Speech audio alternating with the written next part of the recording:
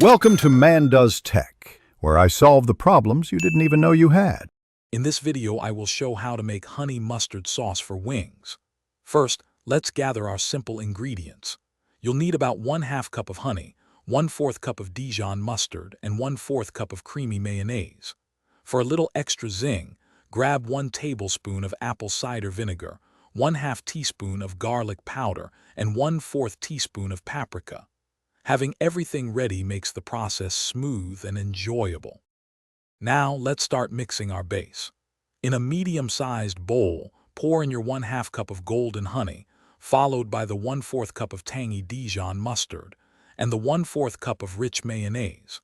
Take a whisk and gently combine these three until they are perfectly smooth and creamy. This step is crucial for achieving that signature honey mustard texture, so take your time and mix thoroughly. Next, it's time to elevate the flavor profile. Add your 1 tablespoon of apple cider vinegar, 1/2 teaspoon of aromatic garlic powder, and 1/4 teaspoon of vibrant paprika to the bowl. Continue whisking everything together until all the spices are fully incorporated and the sauce has a consistent, beautiful color. Give it a quick taste test. You can always add a pinch more of any ingredient to suit your palate.